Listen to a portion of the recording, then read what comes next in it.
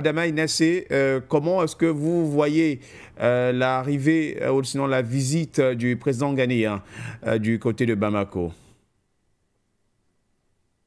Ok, merci pour cette question. Il faut dire que le président John Dramani Mahama avait depuis bien longtemps souligné son soutien pour les États de l'AES, la Confédération des États de l'AES.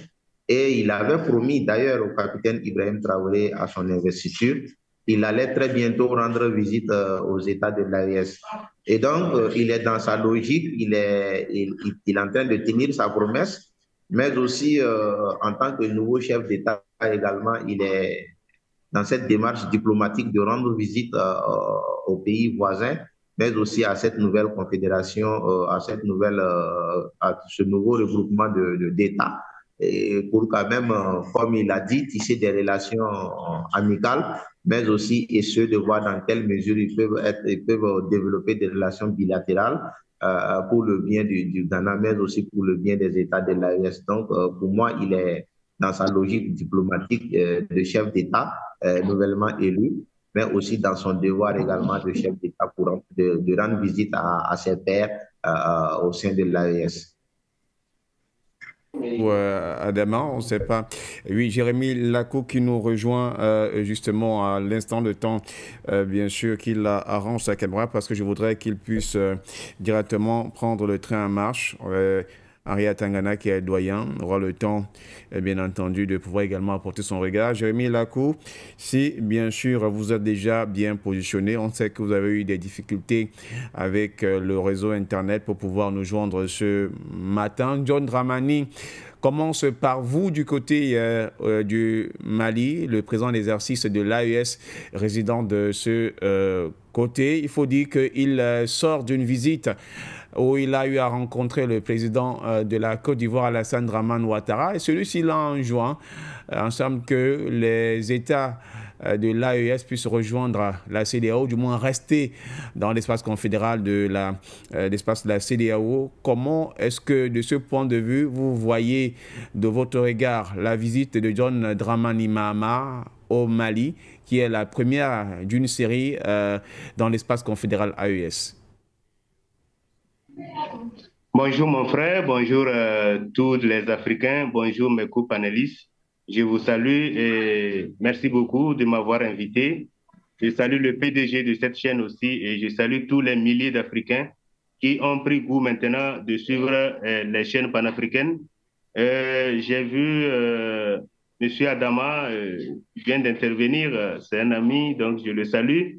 C'est mon camarade de lutte depuis le Burkina Faso. C'est vrai que je suis au Mali, c'est toujours la lutte qui continue. Alors, je vous salue, mon cher frère journaliste, pour tout ce que vous faites pour l'épanouissement et l'éveil de conscience de la jeunesse africaine. Ceci dit, il faut comprendre que aujourd'hui, nous sommes dans un système où nous sommes en train de dire que, en réalité, il y a beaucoup de choses qui se passent que nous devons chercher à comprendre. Pourquoi cela? Alors,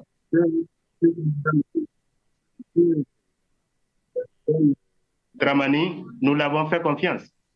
Nous l'avons fait confiance parce que le traite, celui qui nous a trahis sur tous les fronts, je parle de son prédécesseur, voilà, nous tous, on espérait que ce président va venir continuer dans un système panafricain pour qu'on puisse avancer très rapidement. Mais moi, je vois qu'en réalité, aujourd'hui, c'est une erreur, quel qu'en soit peut-être ce qu'il est en train de préparer. C'est une erreur, hein, parce qu'en réalité, ce n'est pas l'AIS qui doit rester dans la CEDEAO, mais c'est la CEDEAO de se réformer. Voilà, parce qu'en réalité, si aujourd'hui les pays de l'AIS ont décidé prendre leur destin en main et pouvoir parce qu'il y a des problèmes. Il y a des problèmes. Et que ce soit dans le fond ou bien sur la forme, tout le monde a vu que la CEDEAO a échoué. Les gens ont vu que la CEDEAO a échoué. Et si la CEDEAO a échoué, ça veut dire que l'ONU a échoué.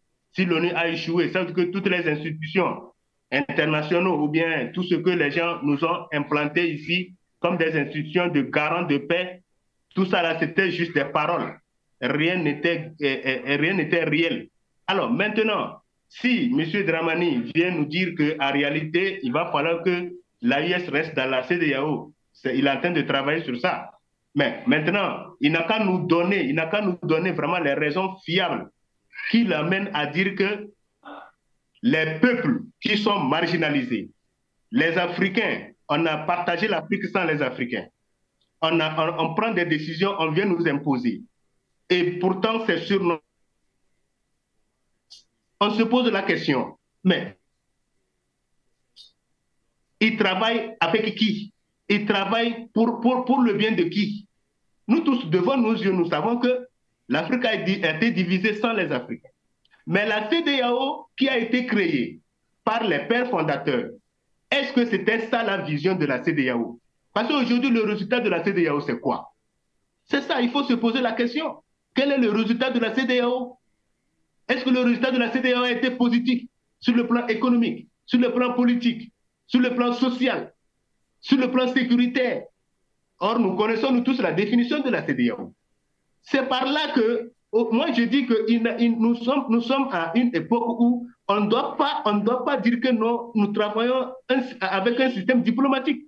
La diplomatie, est-ce que cette diplomatie a réussi? Parce que simplement, il y a longtemps, comme disait notre mentor Thomas Sankara, le pouvoir et le peuple, il y avait une grande différence. Il est temps, si c'est qu'un président africain veut travailler à ce que l'AIS et la CEDEAO travaillent ensemble, il n'a qu'à maintenant nous donner les feuilles de route de la CEDEAO. Est-ce que vraiment la CEDEAO veut s'organiser? Parce que nous, dans l'AIS, notre objectif, c'est quoi?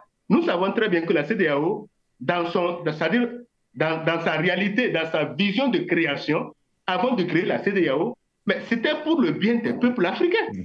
C'était pour le développement des peuples africains. Mais maintenant, quelqu'un qui vient me dire non, que l'AIS doit travailler avec la CEDEAO, je ne dis pas non. Normalement, il faut reformer la CEDEAO. Normalement, dans les normes, il faut reformer la CEDEAO. Et maintenant, reformer la CEDEAO, c'est quoi? C'est retirer la CEDEAO de l'Occident. C'est retirer la CEDEAO. C'est-à-dire tout ce qui est comme manœuvre, d'accord, de la CEDEAO envers l'Occident, il faut carrément couper ça. Comme aujourd'hui, ce que le Burkina, ce que le Niger, ce que le Mali a fait. Nous devons couper tout ce qui est comme accord de la CEDEAO envers l'Occident. Ce ne sont pas les Occidentaux qui doivent décider à notre place. C'est ça notre problème. Nous sommes matures. Nous sommes des humains. C'est ça la réalité. Quelqu'un qui nous dit, bon, d'accord, assoyons-nous et maintenant revoyons les réalités de la CEDEAO. Là, on peut s'asseoir. L'AIS ce ne sont pas des gens qui ont pris des décisions au hasard, non. C'est parce qu'il y a quelque chose qui est arrivé et maintenant, les peuples ont décidé vraiment, quand même pour leur souveraineté, pour leur survie, ils ont décidé vraiment de prendre leur destin en main. Nous ne sommes pas contre celui qui va nous dire assoyons-nous et discutons. Non, nous ne sommes pas contre ces personnes.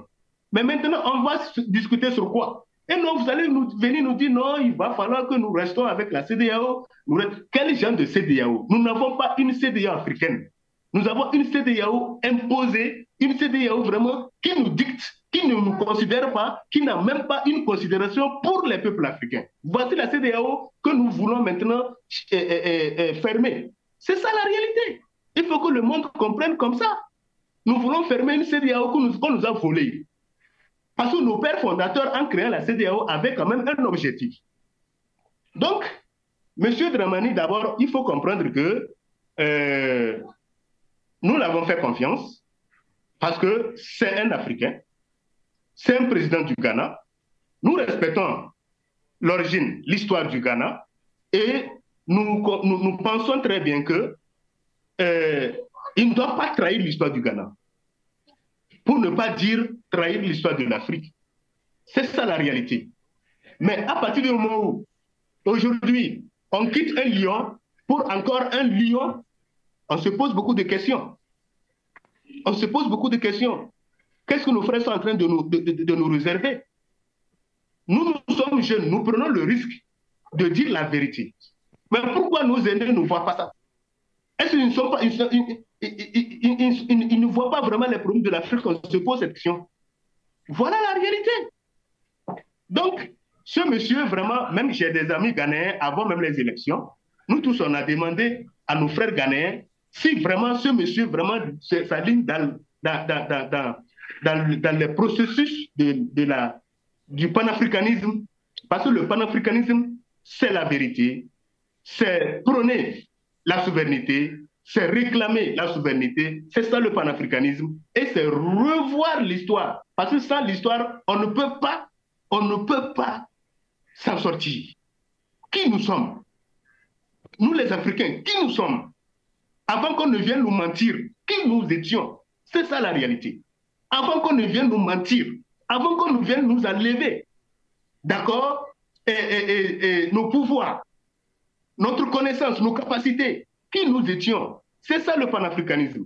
Et on ne peut pas jouer avec ça. Beaucoup de personnes viennent au nom du panafricanisme, ils viennent au nom vraiment, parce qu'ils savent que avec l'Occident nous vole à chaque fois que nous voulons nous en sortir. Ils sont les premiers à nous voler nos hommes pieux, nos frères hommes. Ils sont les premiers à nous voler ça. Pourquoi? Pourquoi on se laisse faire? Donc moi, je veux vraiment qu'on nous dise pourquoi on doit travailler avec la CEDEAO, ou bien qu'on nous dise pourquoi ils veulent vraiment que l'AIS reste avec la CEDEAO. Qu'on nous dise ça. Là, on va leur dire pourquoi. Soit on peut travailler avec eux, dans quelles conditions, soit on ne peut pas travailler avec eux, et c'est clair.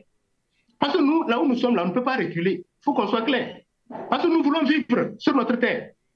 Nous voulons sauver la planète Terre. C'est ça la réalité. Regardez comment le monde entier est en train de brûler. Et aujourd'hui, on va nous parler quand même des trucs diplomatiques qui ont déjà échoué. Donc, nous voulons vraiment qu'on nous dise vraiment ce qu'ils veulent concrètement. Là, je pense bien qu'on est prêt à les écouter. On est prêt à pouvoir quand même essayer de comprendre ce qu'ils veulent, mais en retirant de la CEDEAO des mains de l'Occident. C'est tout. Voilà un peu mon premier jet, mon frère. Merci beaucoup et on continue le débat.